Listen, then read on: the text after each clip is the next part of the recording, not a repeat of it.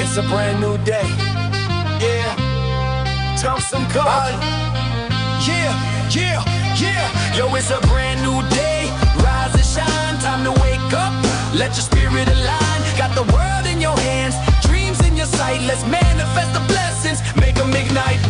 Wake up, stretch out, feel the energy flow. Sunshine streaming in, let positivity grow. This isn't just a podcast, it's a movement you can ride. With every single word, let the truth be your guide. God of the universe, painting skies with grace. It's your moment, my friend, step into your place. The dawn's breaking light, casting shadows of doubt. Come on, lift your voice, let the world hear you shout. Wake up, it's time to manifest. Breathe in the blessings, you know you're so blessed. With every beat, feel your dreams take flight. Wake up and manifest, it's a brand new life. It's a brand new life. It's a brand new life. It's a brand new life. It's a brand new life. Walk in your purpose, every step's up. It's church boy, it's wake up and manifest, let's go!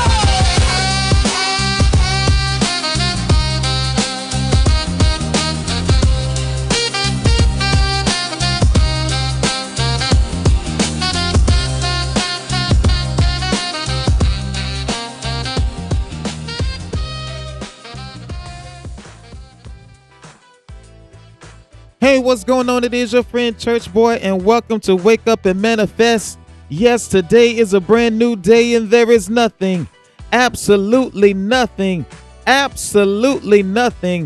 that the enemy can do about it.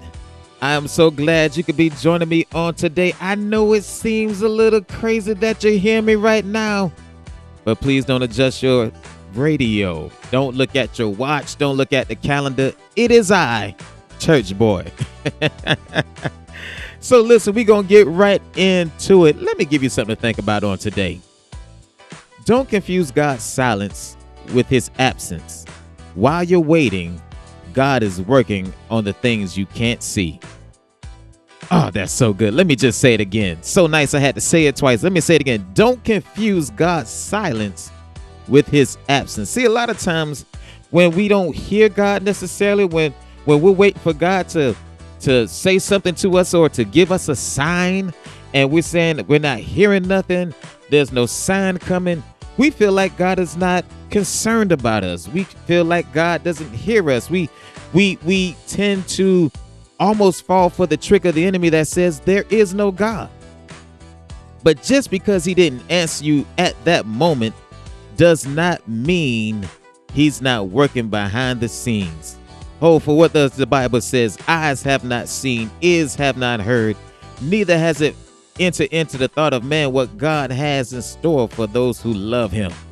I'm telling you, he's working behind the scenes. Don't fret. Don't get discouraged.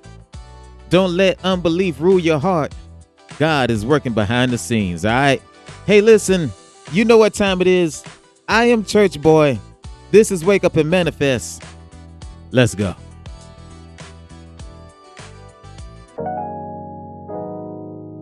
Yeah. We walk by faith, not by sight. Remnant One Kingdom talk only.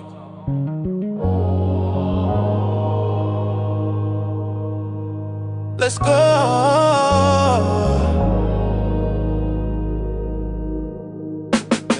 I don't stress on the bills, I don't trip on the pain, cause I know my Father still run the whole thing. He dressed the lilies, feed the birds, so why should I doubt? He been faithful in the drought, yeah, he'll bring me out. Pressure come, I just pray, can't fold under weight. Faith steady grind when I'm tested in the weight. I've been down, but he raised me with purpose.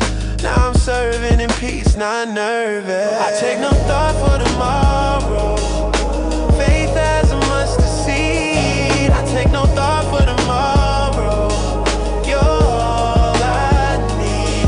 I take no thought for tomorrow. Faith as a mustard seed. I take no thought for tomorrow. You're all I need. I ain't moving by fear, I'm moving by word. every promise he made, I done already heard. I don't chase no bag, I just follow his plan. Seek first the kingdom, he's supplying the land. Rainfall, sunshine, I'm steady in position. God's will over mine, that's real submission. No anxiety, I cast it at his feet, cause he hold my past, present and the week. Yeah, I'm done with the worry and done with the stress. Faith got me smiling when life's a mess. Mustard seed size, but the mountain gon' move. It's kingdom faith, that's the daily groove. Tomorrow ain't promised, so I praise today. God's got my future tucked away.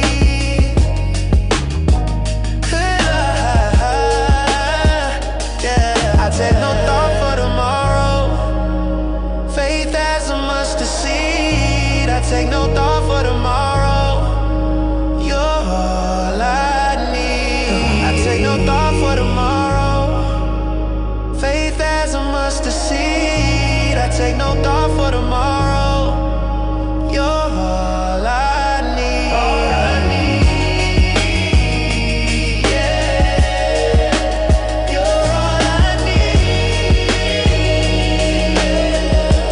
All I need. All I need. Eyes on the kingdom, hands to the plow. Faith walking heavy, I'm standing now. No thought for tomorrow, I'm free indeed. Cause you're all I need. Yeah.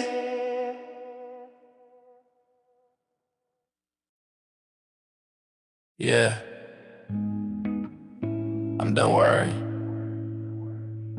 He said if he clothe the grass and feed the birds, then surely he gonna take care of me. Faith is small as a seed. That's all it takes. Remnant one.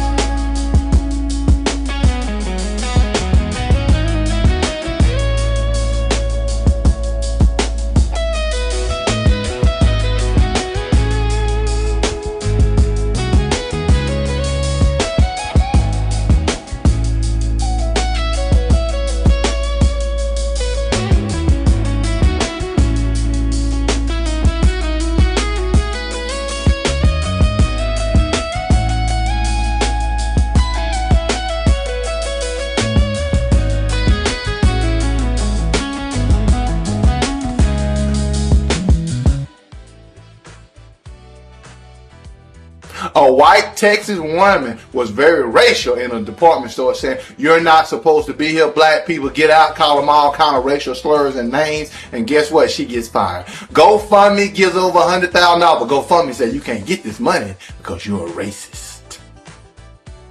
All right, that comes courtesy of Marquis Speaks, talking about an issue that happened or incident that happened in a department store where a white woman was using racial slurs, and because she was using racial slurs towards black people, she got fired. Now, that is not why I bring up the clip, although she deserves everything she got. My feeling is this: if you can't behave yourself in public, you got to make certain calls. That's just what it is. But the part that got me was that she had a GoFundMe, and it raised over $100,000. And GoFundMe said she could not get it because she was a racist. And you know what? It's about time. It is absolutely about time. Listen, I'm so tired of people getting rewarded for bad behavior, getting rewarded for their racist views and their hate crimes and all these other things. It reminds me of a story we covered sometime last year, where this woman was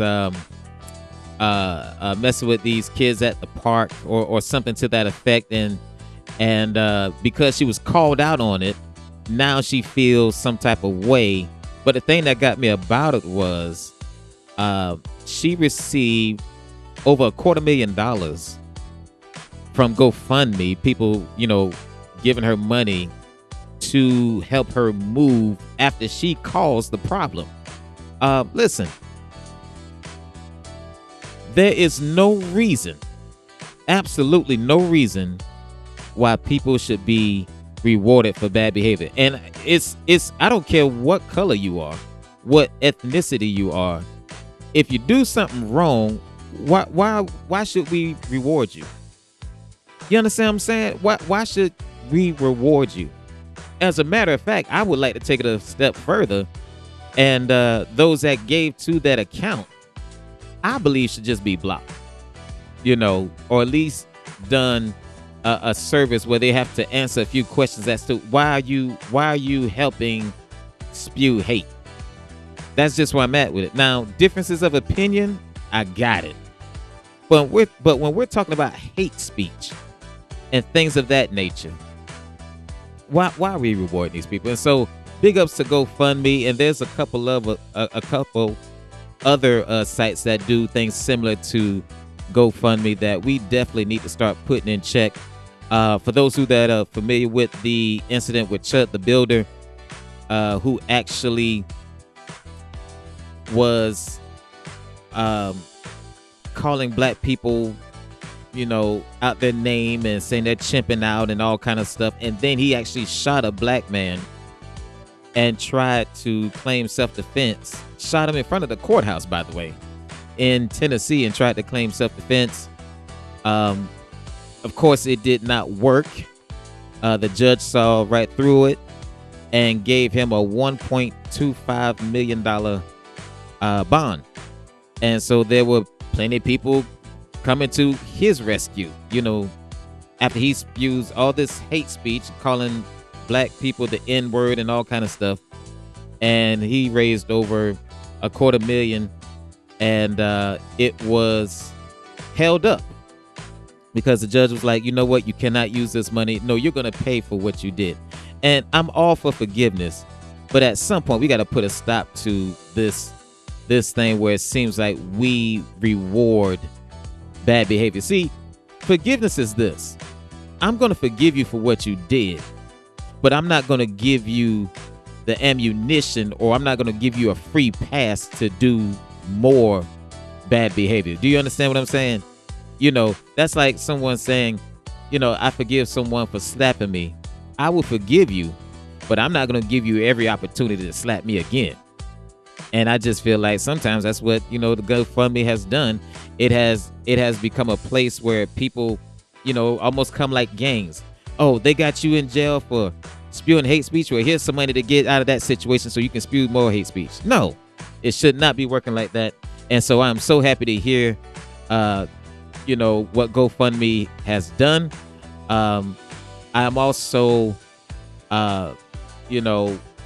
give props to the department store that she was working at, who said we would not tolerate disrespect. Listen, if you feel that type of way, keep that to yourself. But as long as you're in this public space,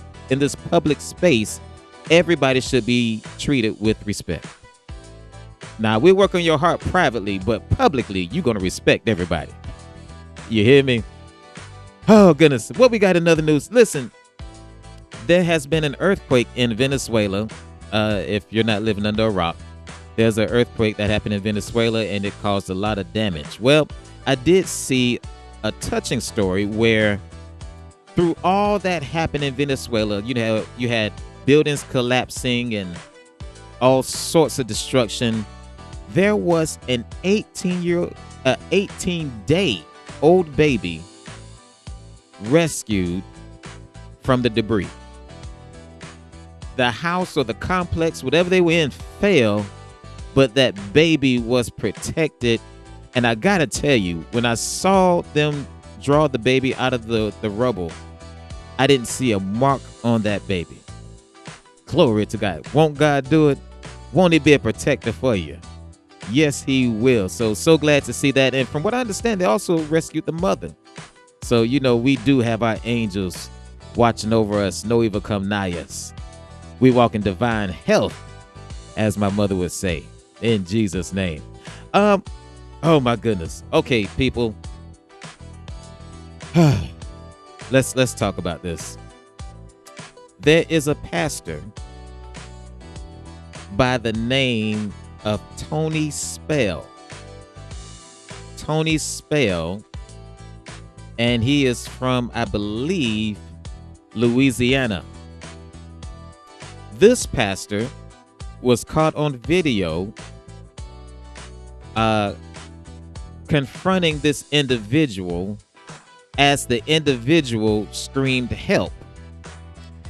The Pastor Tony Spell, jumped on him and began to give this man a show enough beat down. Now, if you just saw that clip, you would be like a lot of people are, and you call yourself a pastor. But what we find out later, now this clip came out a couple days ago. What we find out later, this is what the pastor said. The pastor said this individual threatened to rape his kids, threatened to kill his wife, among other things. It has also been said that this same person also used racial slurs against people in his church. Apparently, he has a church that has multiple nationalities in his church. You know, he's multicultural, black, white, Hispanic, so on and so forth. And so this individual has allegedly been using racial slurs, been taunting people that goes to that church. And then he also, as I said up top, said that he was going to rape his kids, rape his wife, kill his wife, and apparently told the pastor there's nothing you can do about it.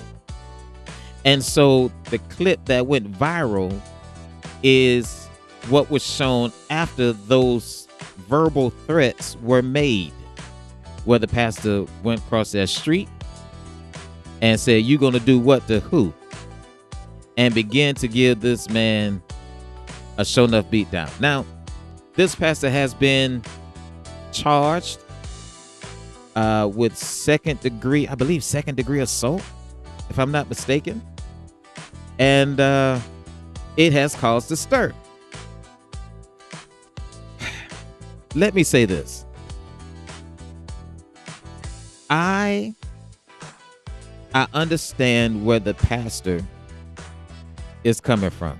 I really do. If someone were to make a threat against my wife, my kids, I would absolutely be enraged. And that part of me, can I just be honest with y'all? That part of me says, you better go ahead, pastor. But then when you have a minute to think about it, it's one of those things where you got to look at the bigger picture. Okay. While I, as a man, I understand. Let's look at this. You are the pastor, and I wish I would have played the audio from his I guess his interview, because he says he did this. He didn't ask none of the sheep, you know, his congregation, to do anything. He, as a shepherd, felt like he had to take care of it himself. I commend it, you know, as a man, I commend that. But listen. Let's look at this. You are the pastor of this church. Don't know how many members you got. The fact of the matter is, you are the pastor of this church. You did this to protect your family and to protect the congregation. Okay. If you go to jail, who's going to feed the flock? If you go to jail, who's going to look after your family? Now, I'm sure that there are some men out there, or some men in his congregation, that say, Pastor, you ain't got nothing to worry about. But the bottom line is, if you're the head of that church, you're the head of your household, if you are sentenced to, let's say, 8 years, because they're talking about 8-year sentence, who's going to protect them then? Who's going to feed the flock then? And so while that is commendable, you know, every man would say you did the right thing, could it be just a setup from the enemy to get to the people in your congregation, to get to your household, and destroy other lives? You know, sometimes we have to make difficult decisions as a man, as a husband, as a father, when we want to do the things we know we can do. Sometimes we have to use better judgment and realize the bigger play. As they say a lot of times, you know, you sitting here and you're winning the battle, but you haven't won the war. Needless to say, Pastor Tony Spell, listen, again, I understand. Looking at it, I can understand you want to defend your wife and your children, but maybe there was a different way. Not even maybe, there was a different way to handle this. And I got to be honest, from what I've read, from what I've heard, the police have been called concerning this person and others that have caused issues with him and the church. But we cannot let the devil win. There's so much more for you to do. So, hey, I'm split, man. I'm not split in how I feel, but like I said, I understand both sides. As a man, you want to protect your family. As the head of, as a pastor, you know, as a man of God, you got to see what the enemy's trying to do. He might have just got you out of your position, and he might get to your wife and your kids anyway. Moral of the story is, let's just be mindful of the tricks of the enemy so we don't fall prey to his tricks. All right. Hey, listen, this is Church Boy. This is Wake Up and Manifest. We'll be right back.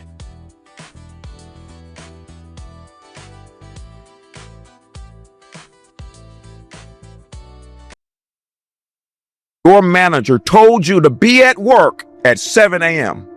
Yes. Ooh, that's a little early. But you still did what was necessary to be there on time at 7 a.m. Your husband says, hey, we need to head out. I'll just use church. We need to head out the door. We need to be leaving for church at 9:30. We need to be leaving out the door for this. Why are you always late? And then you get mad at him when he says, why are you always late? So how is it that you can do it for a manager, but you can't do it for your husband? Oh, watch this. You start a new dress code. Okay. You start a new job, ma'am. On this job, we're going to pay you $20 an hour. But unfortunately, you cannot wear jeans. You cannot wear gym shoes. You have to wear slacks and you have to wear a dress. So guess what you do? Even if it's not in your wardrobe, you take your personal money and go shopping in order to obey what your manager asked you to do. But when your husband told you, hey, I'd like you to wear this. Oh, no, I'm not wearing that because this is my body. I'm not going to dress for my husband. That's stupid. So why is it that you're doing it for a manager, but you're not doing it for your husband? It doesn't make any sense. So I've gotten a lot of slack because of that. But the truth be told is there are a lot of women. Watch this.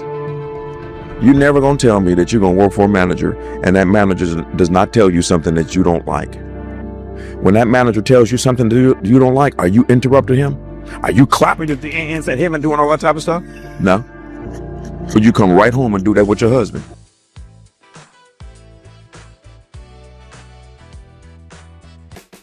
Hey, what's going on? This is your friend Church Boy, and I want to give you this special invitation. Now, I come on every week, almost every week,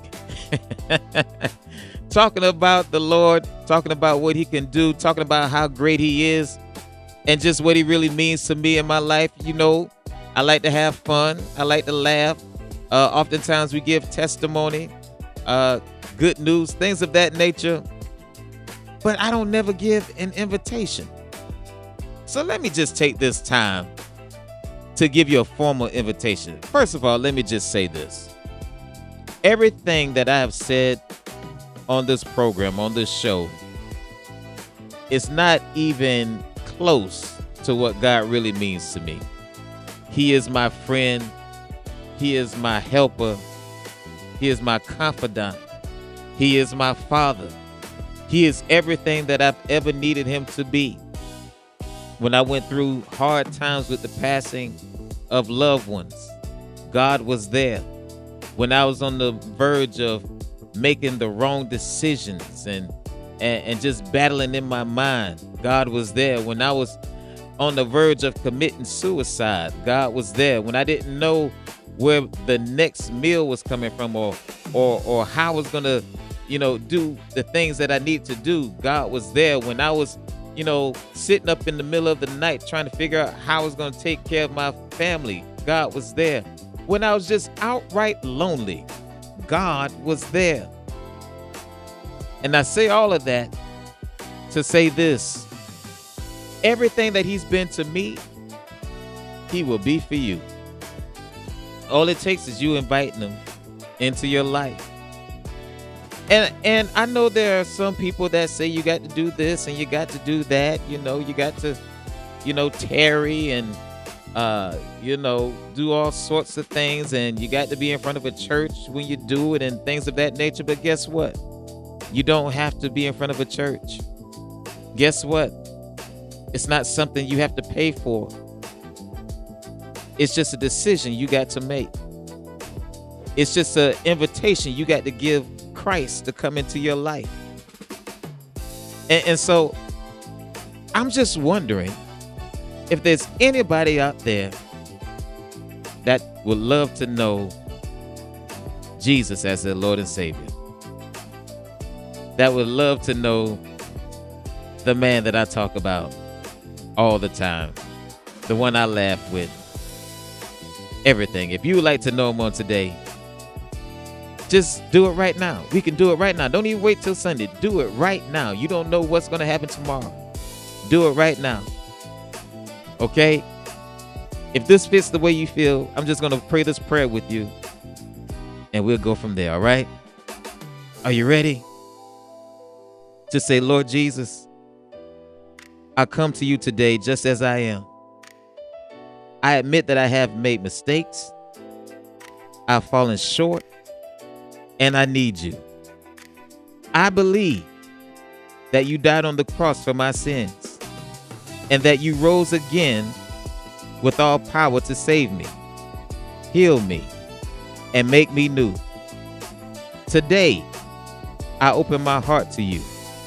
Come into my life, Lord. Be my Savior. Be my Lord. Forgive me of my sins. Wash me, cleanse me, and change me from the inside out. I give you my past, my pain, glory, my struggles, and my future. From this moment on, I choose to live for you. I declare that I am saved, I am forgiven, and I am yours. Thank you, Jesus, for loving me, for receiving me, and for giving me a new life. If you prayed that prayer with me, guess what? Right now, not tomorrow, not next week, not when you get to church on Sunday, but right now, you are saved. That's all it takes. That's all it took. And guess what? Church boy is so happy for you because I know this is the beginning of a beautiful relationship. Now, I'm going to encourage you, if you don't have a church home right now, find you a good church home so that they can teach you and help you enhance your relationship with Christ. Get in his presence. And guess what? When you get in his presence, you ain't got to come with the thuses and thous and try to pray like anybody else. Have a conversation like me and you are having a conversation. I promise you, you will not regret it. All right? Since you're saved, I can call you my brother, my sister. Hey, we gonna party, and we gonna party hard. Congratulations Church boy, love you.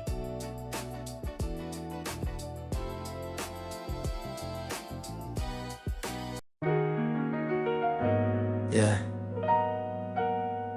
Sometimes you just gotta stop and say, Lord, I see you working. You keep on showing up, and I can't help but smile. Do your thing, Father. I get joy when I see you. Do your thing. My jaw hits the floor when I see you. Do your thing. No self-control when I see you. I get joy when I see you. Do your thing. Lord, you keep on blowing my mind, Lord. Every time I turn around, you open a door.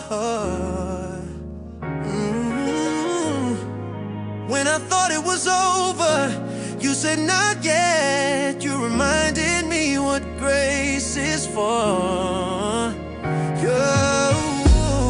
You make ways out of nothing. You calm the seas when I can't see land. That's why when you move, I lift my hands. 'Cause can't nobody do it like you can. Nobody. Hey, I get joy when I see you.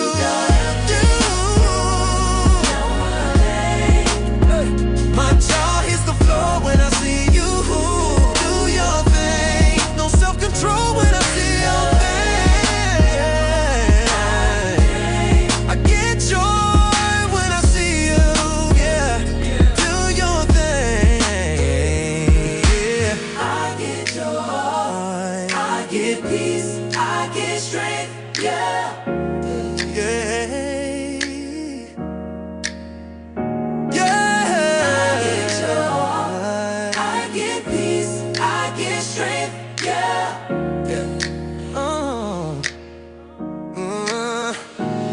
Every time I doubted you, you still came through. Even when I failed, you stayed true. Your mercy caught me when I fell apart. Now I'm singing with a grateful heart. See you heal what the world said was broken, and every promise you made was spoken. You turned my pain into praise, and my fear into faith. Yeah, you made a way. Yes, you did. Yes, you did. I get joy. I get joy. Every time you move, you make my soul sing. The floor when I see you do your thing. I can't help it. It's amazing grace. Yeah. I gotta dance, gotta shout, can't stay still. Yeah. Do your thing. Do your thing. Do your thing. Yeah, yeah. Do what you wanna do, Lord. Move how you wanna move. Heal how you wanna heal. We'll make room for you. Ooh. Do what you wanna do, Lord. Move how you wanna move. You're the same guy yesterday. Still making all things new.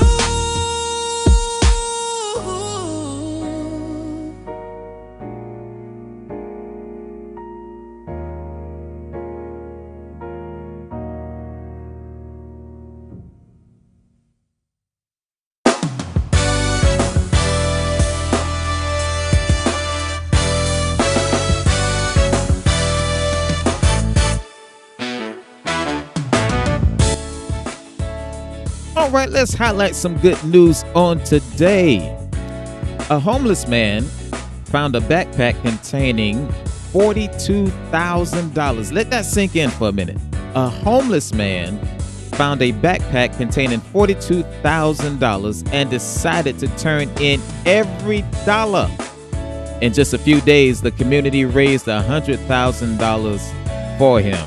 A homeless Good Samaritan, Glenn James, found a backpack containing $2,400 in cash and nearly $40,000 in traveler's checks and immediately turned it over to the police in Boston. His honesty inspired strangers to raise more than $148,000, helping him secure a fresh start and long-term housing. Ain't that something? See, good things happen when you do good things, or commendable or honorable things. You know, it's one of those times you have to really make a decision. Am I going to take a shortcut or do something maybe immoral to secure my future, potentially secure my future, or am I going to do the right thing? And I think a lot of us are in that spot a lot, especially nowadays with things being so high. But this man, Mr. Glenn James, decided to do the honorable thing, the right thing, and turn in the money. And of course, the community saw what he did, heard about what he did, and he got blessed. Listen, when you do what's right, God's gonna bless you anyway. Mr. Glenn James, we salute you. We definitely salute you. Our next story. Meet the man who left prison with $10,000 and now owns 19 homes. I got to hear this. Donald Hinton is a real estate investor who built a 19-home portfolio after leaving federal prison, using $10,000 saved from prison work and running a small store inside. He bought his first duplex 4 months after his release, living in one unit and renting out the other to cover costs. Now that was just smart. Man, look, when you always got a shot, you can always change your life. This man came from prison. First of all, he started before he got out. Can we just touch on that for a minute? He saved his money while he was in prison, did some entrepreneur stuff in prison, and having this little small store. And when he came out, he invested. And so many times you hear about people, when they get out of prison, either they go back to the world or go back to what got them in there to begin with, or they end up wasting time and wasting money. This man was about his business. And to go from prison to owning 19 homes, how can you not be proud of him? And listen, I'm just so glad he's not your statistic that says once you go, you'll always be back. You know, there are some people who actually learn from their stint in prison and change their lives. So to all of that, we say, Mr. Donald Hinton, we salute you. We definitely salute you. Let's see, what other story do we have? Here we go. In Detroit, a man walked 21 miles to work every day. I could just stop right there. Strangers came together to raise over $350,000 to help him buy a car. Here's the story. 56-year-old James Robertson walked a 21-mile round trip to his factory job in Rochester Hills for 10 years after his car broke down, never missing a shift despite harsh Michigan winters. His remarkable dedication inspired strangers to raise more than $350,000 and gift him a new car, changing his life forever. Wow. My only question is, why did it take 10 years? Your car was broke down for 10 years, but hey, you never know what people are going through. I would imagine he had some responsibilities that he had to take care of. You know, fathers do things that we don't get acknowledged for. We make sacrifices that people don't know anything about. And I'm not sure of this man's situation, but here's one thing I do know. He walked 21 miles round trip a day to go to work. Now, this generation we in now, these young whippersnappers, they would say that the walk was the job. I done went to work. I done walked all this long time. But he walked 21 miles a day to go to a factory job. Not a desk job, a factory job and never missed a shift, even in the harsh Michigan winters. I have nothing but respect for this man, and big ups to the community that came together to buy him a car and gift him over $350,000. Absolutely amazing story. Never complained, I imagine. Mr. Robinson, James Robinson, we salute you. We definitely salute you. Man, there are stories like this all over the internet, all on social media, but you won't hear about them a lot of times because we're so busy talking about what's wrong with America and what's wrong with the president. And I'm not saying he doesn't have his shortcomings, but what I am saying is there's good happening all around you, and we need to focus more on that. Hey, listen, this is Church Boy. This is Wake Up and Manifest. Y'all better get ready. We still got more to come. We'll be right back.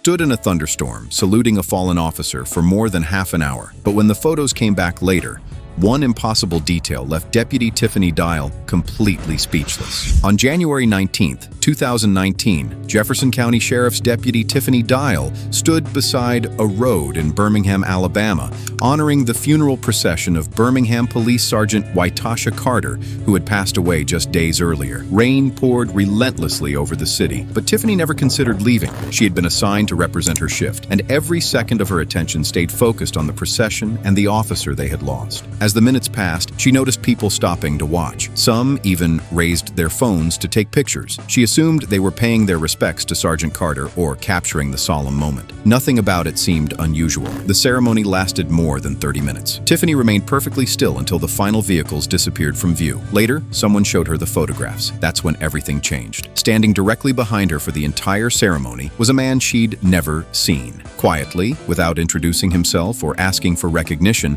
he had been holding an umbrella over her the whole time. Because of her campaign hat and unwavering focus, she had never realized he was there. The stranger was Sean Allen, a deputy district attorney who had been watching from a nearby building. Seeing Tiffany standing alone in the storm, he simply walked outside and chose to protect her from the rain. He never interrupted her salute because he believed the moment belonged to Sergeant Carter. When Tiffany learned who he was, she searched him out just to say thank you. Allen insisted he hadn't done anything extraordinary, but to Tiffany, his silent act of kindness became one of the most meaningful memories from one of the hardest days of her career. Sometimes the people who restore our faith in humanity are the ones who never ask to be seen. Sean Allen never asked for attention, but today he deserves our gratitude. If you think quiet heroes deserve recognition, let him know below.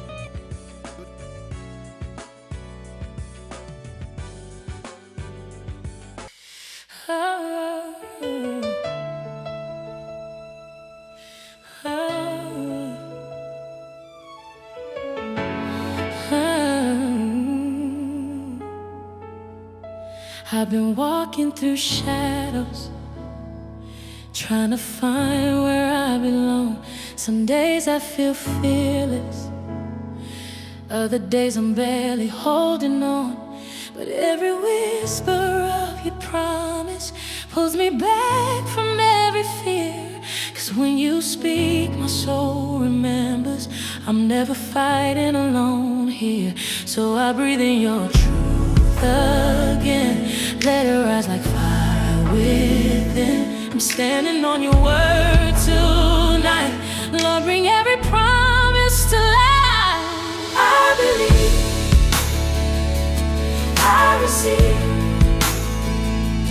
I believe everything that you said about me. I believe, I believe, I receive, I receive, I believe everything that you said about me.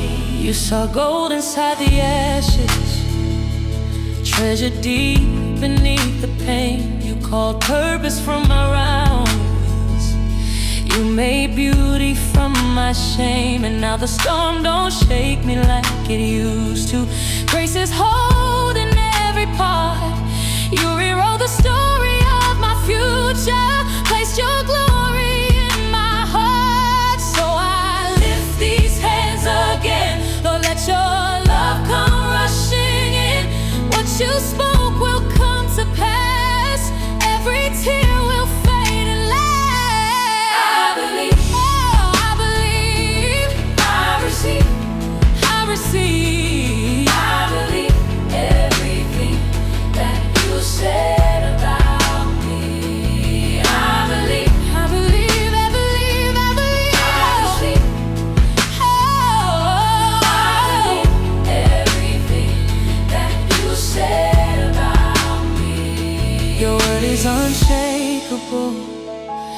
promise unbreakable.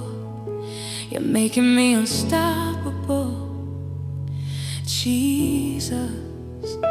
Every chain is falling now. You're lifting my faith right now, and I won't doubt. I refuse to doubt.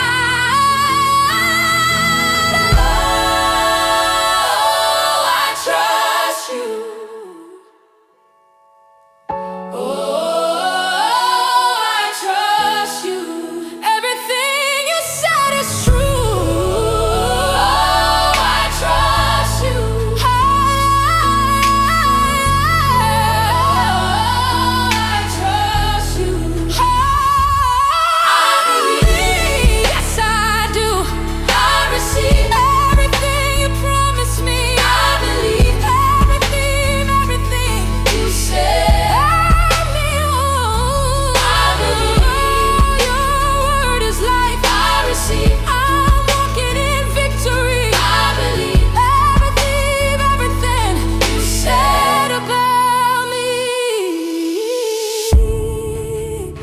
You said I'm chosen.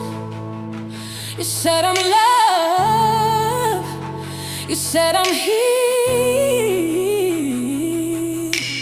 And I believe. Yes, I believe.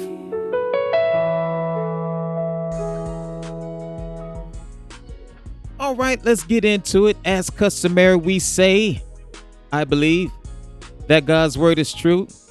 It is the final authority in my life. Therefore, everything that God has said concerning me shall come to pass. Amen, amen. I'm going to be coming from Matthew chapter 25, verse 14 through 30. Matthew 25, 14 through 30. Y'all pray for me as I read this. You know, my eyes be playing tricks on me sometimes. You know, when you get older, you have to start using reading glasses. So, y'all pray my strength in the Lord.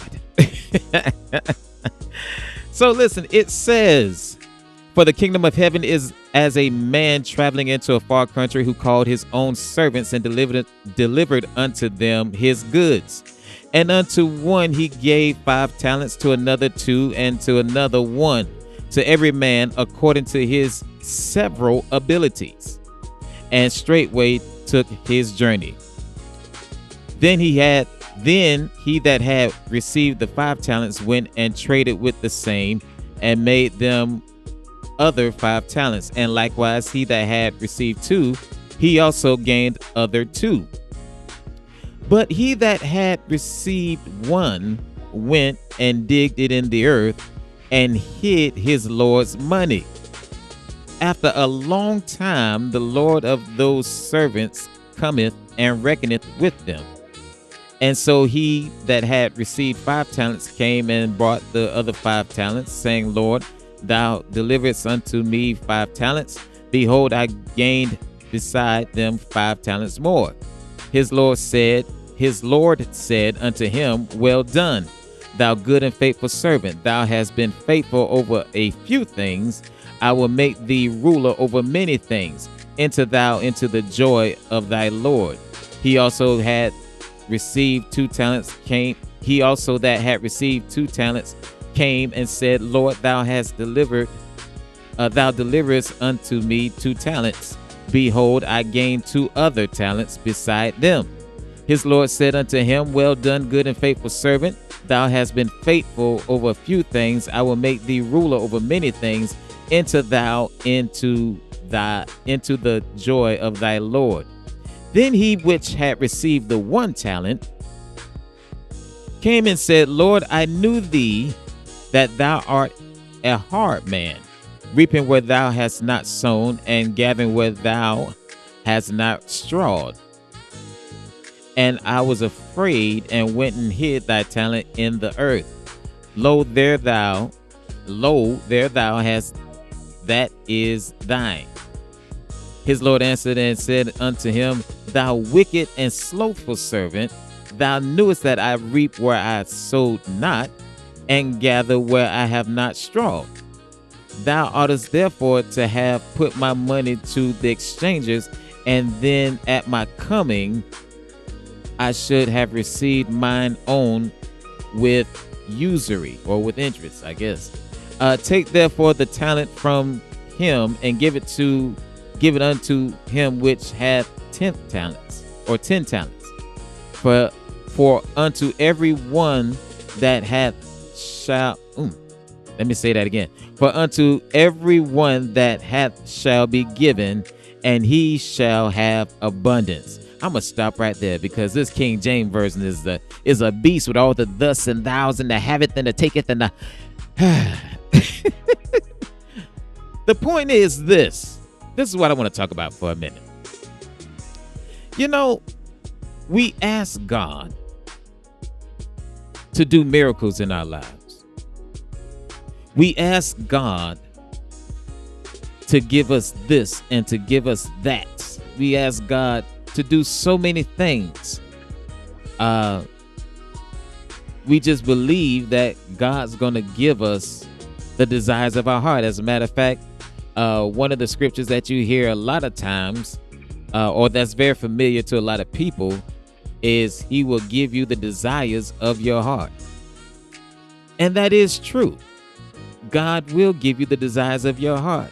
It is true. God is a loving God. He wants to see you blessed. He wants to give you your desires. He wants to make you happy. But here's my question. What are you doing with what God has already given you? Yes. Let that marinate for a minute. Let's think about this. Let's talk for a minute. What are you doing with what God has already given you? See, when God created you, he gave you certain talents. He gave you certain gifts. Are you maximizing what God has already given you? Are you maximizing your abilities? Are you using God as your source? Because believe it or not, although we have a lot of people who claim to be Christians, who claim that God is their father, they don't use the authority or the power that he's already given them. Follow me. Yes, it's good to ask for things, but are you using the authority that God has given you? It's good to ask for things, or we can ask for things, but are you using the talents that God has already given you, the resources that God has already given you? See, oftentimes we come to God after we've already spent everything. Can I be honest on today? A lot of times we're like the prodigal son. We want God to give us all this stuff, and then he gives us just a little bit, and then we go out there and we come back broke, busted, and disgusted with nothing left, and then we say, Lord, do it again. And God will do it again, but what are you doing with what God has given you in the first place? Think about this for a minute. When we talk about the story about the prodigal son, okay, let's slow down for a minute. The prodigal son asked his father, Father, give me what is mine.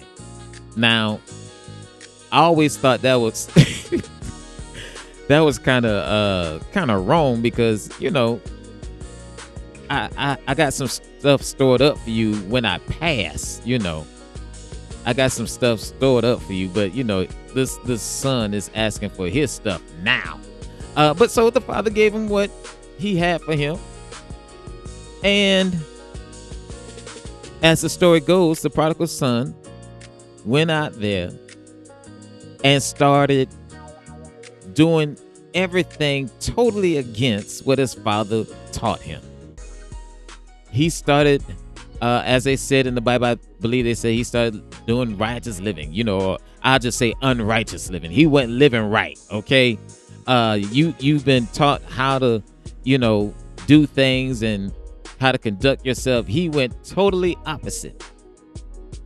And so after he had spent all that he had, He's at a point in life where he's getting ready to eat slop with the pigs. And then he comes to himself. We know the end of the story. He comes to himself and says, as he's getting ready to feast on the slop with the pigs, he says, wait a minute now. Why am I doing this? How many of my father's hired servants have, food and clothing and so on and so forth? He said, I believe I'll go back home. And so as he's going home, he's trying to think what I'm going to tell my father, and the father sees him and tells his brother to get the fatted calf, and they throw a cookout. This is the church boy version, and they throw a cookout, and the son, feeling like he was going to have to beg for forgiveness and become a hired servant himself, didn't have to do that because the father loved him that much that he was just happy to see him back. And that is a touching story. But the point is, what would have happened if that son would have did right with what he had? And so I ask you the same thing. Think about all the things that God has given you. Let's talk about, the skills that he's given you. What have you done with it? Well, I don't know how to do everything. Okay, but he's giving you a certain skill set that maybe needs to be developed, but you are naturally skilled at some things. What did you do with the start that he gave you? Because everybody don't start the same. Hello, somebody. Some of us come from rough upbringings, but some of us had very good starts, had loving parents, the whole nine, and we had we had everything at our disposal. What did you do with that? Not only that, let's talk about the resources that God has given you in the past. God has put resources in your hands. What did you do with those resources? What about that money that God blessed you with? What did you do with that? What about the car or the job? Come on, somebody. Let's be real on today. What about the job that God gave you? What did you do with that? See, a lot of times we say it's the devil fighting me, and it's the devil, and it's my haters, and this and that and that and this. And really, it's not the devil, it's poor management. It's not the devil, it's the fact that you have wasted what God has given you. That's what happened. You didn't do what you're supposed to do with what God has given you. And so we find ourselves in this dilemma where we're saying, I don't know how I'm going to make it, when God has already given you a way. Listen, God already gave you provision, but you squandered what he gave you, and now you're in need again. Am I making sense to anybody? See, let me see. Colossians chapter 3, verse 23 says something like this. It says, whatever you do, work heartily as for the Lord and not for men. In other words, give it everything that you got. Give it everything that you got. Working for the Lord, not for men, because it's God that gave it to you to begin with. Are you following me? See, I can tell you in my life, I've been blessed with many jobs I didn't even apply for. I just happened to have favor with somebody, or God gave me favor with somebody, and they hired me pretty much without even an application. As a matter of fact, I can tell you about a time I was working with one company, and this guy came in, and he just liked the way I did customer service. He liked the way I handled myself, the way I problem solved. I went the extra mile for him. Little did I know that the person I was going the extra mile for would be my boss for the next 4 or 5 years. He literally pretty much hired me on the spot. He said, have you ever done property management? I said, no. He said, well, come to my office. He said, I like the way you handle yourself. Come to my office and we'll talk. It wasn't no filling out no application. I literally got the job just on me doing what I was supposed to do at the job I was at. See, let that be a lesson to you. Work unto God, not unto men. See, I was working unto God. Working unto God, I was giving it everything I had. I was going the extra mile, whether they were paying me right or not. Hello. Because the job can't give me what God can give me. The job can't give me or pay me like God can bless me. Oh my goodness. And so I would just work like I owned the place. I would work like I was a manager and wasn't a manager at all. But the person that came in that day saw potential. He saw potential, and favor started working in my life. And so I ended up going into an area I had never been in before. Never been in that field, that type of field work at all. And just so you know, I became very good at it. It allowed me to move my family because I gave it all I got. I could have sat there in the office and just did what everybody else did, but I was determined to give them more than what they're asking for. Why? Because I'm working unto God, not unto man. I wanted God to know that I appreciate him opening doors for me. Oh God. Let me ask you something out there. And I don't want to change this message too much, but let me ask you, the doors that God is opening, have you shown that you're appreciative of the doors that God has opened in your life? We can go right back to resources. We have all these resources that God has given us. What are we doing with them? When God opens the door, are you showing God that you are appreciative of the door he's opened by doing the best you can?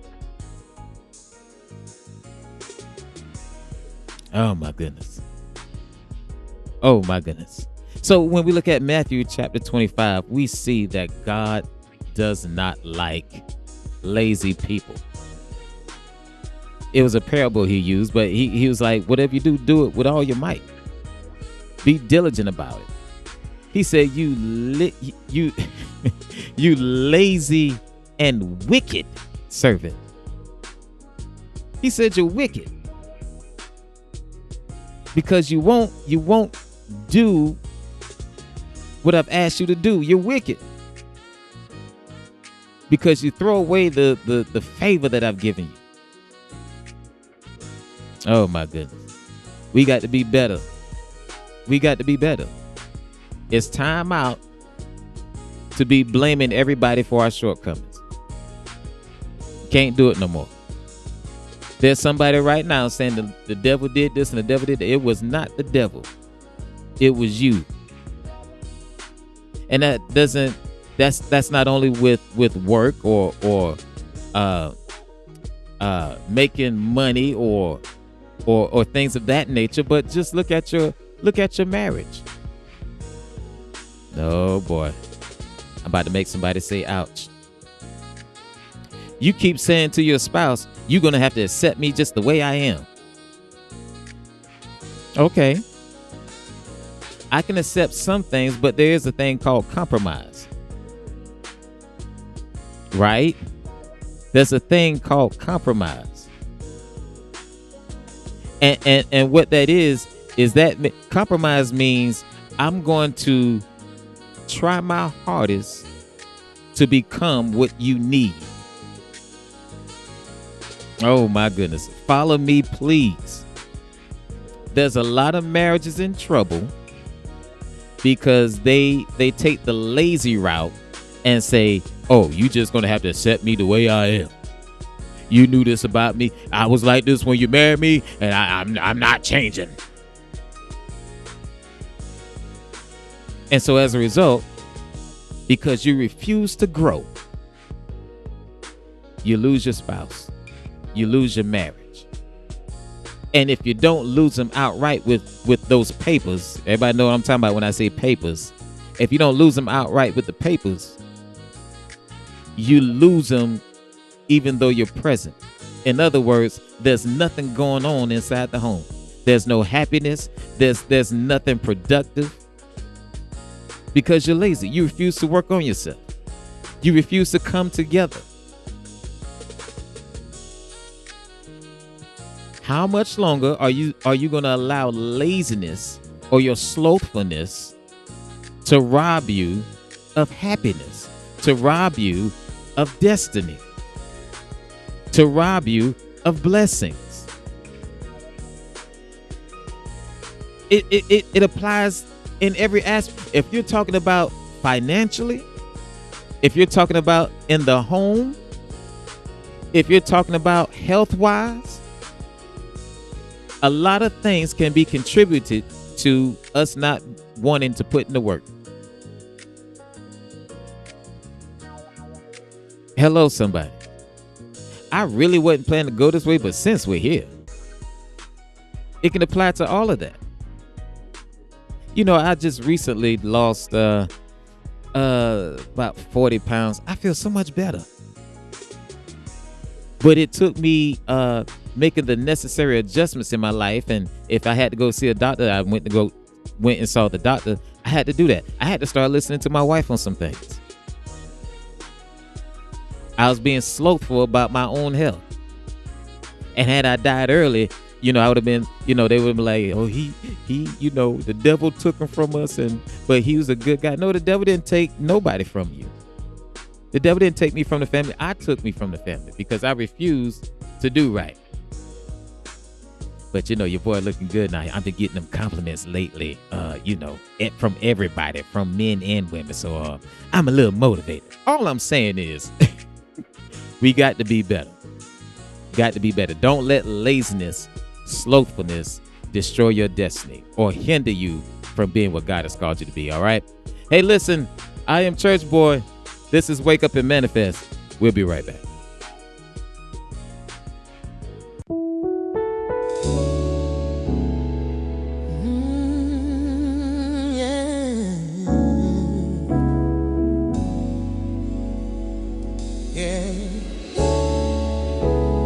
Thought you were for me, but God showed me better. Yeah.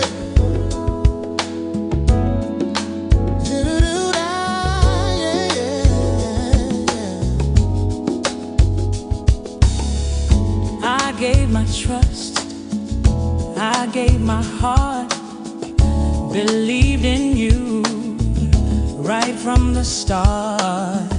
But promises fade and people can change.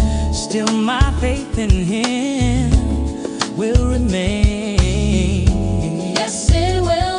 Yeah. Yes, it will. Oh, you thought I'd fall when you walked away, but I found strength in the words He said.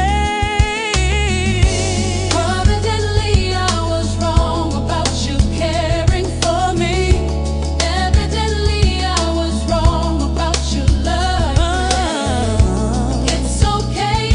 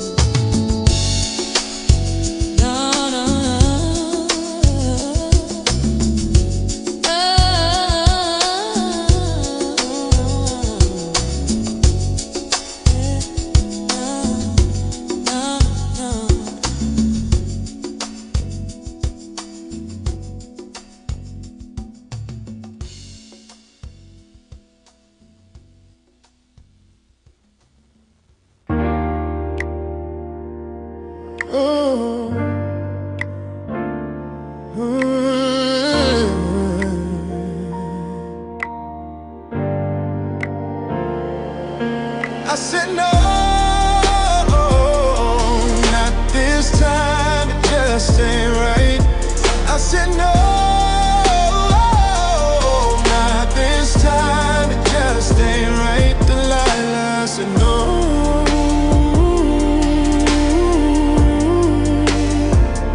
Yeah, Delilah, I said no.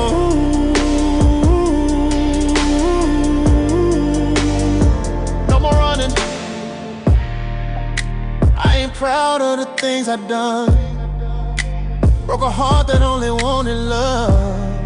Body on fire from that midnight flame, but all it led me to was guilt and pain.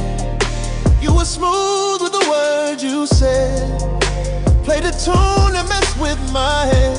But a moment of clarity, God's grace stepped in. I can't do this no more, I can't do this again. See, I see the tears I caused, that promise ring I simply ignored. Can't let my life go on like this. Your soothing touch ain't worth the risk. No, not this time, it just ain't right. I said no, not this time, it just ain't right. Delilah, I said no.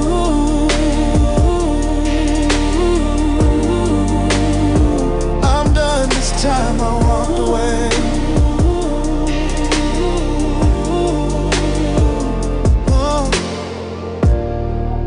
See, my babies need their daddy home.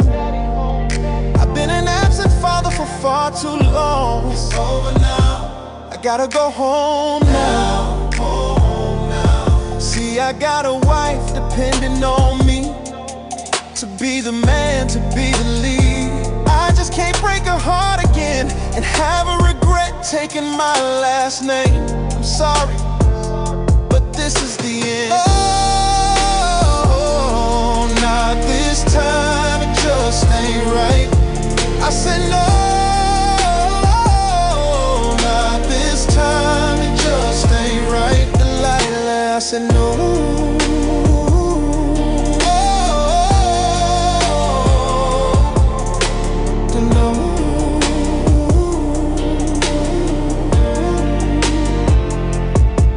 I can't believe I almost traded heaven for a touch that fades. Almost destroyed my house for another's bed. I'm so glad God kept nudging me and nudging me, saying, oh, this isn't where you're supposed to be. So Lord, I'm crying out to you. Prodigal son running back to you. Lord, I want my home again, but first, Lord, make me whole again, whole again, whole again, whole again.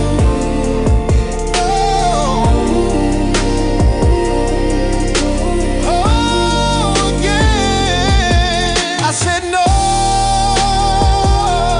not this time, it just ain't right. I said no, not this time, it just ain't right. Delilah, I said no. You brought me out, Lord.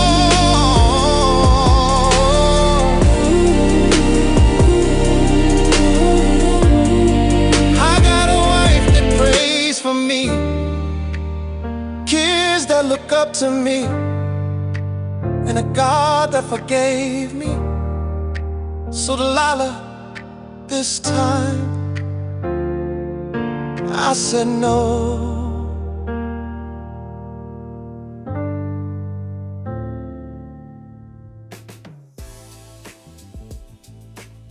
Man, if I could tell you how many times, if you knew how many times I had to tell Delilah, I'm out.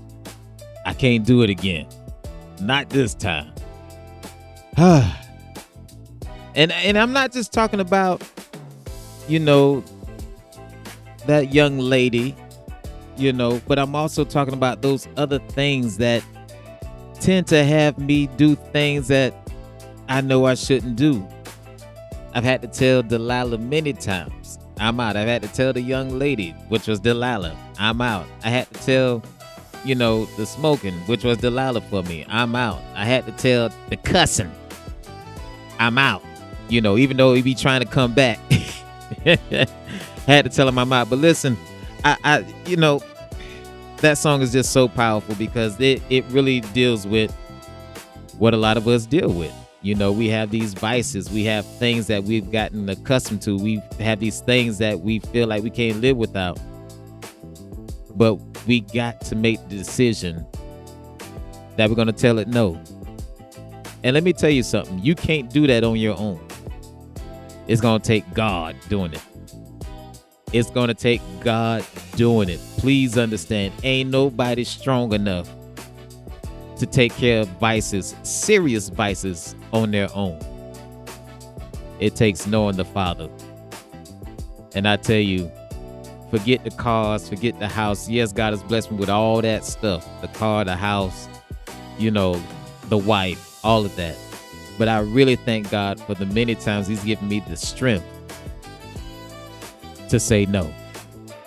As the Bible says, I can do all things through Christ that strengthens me.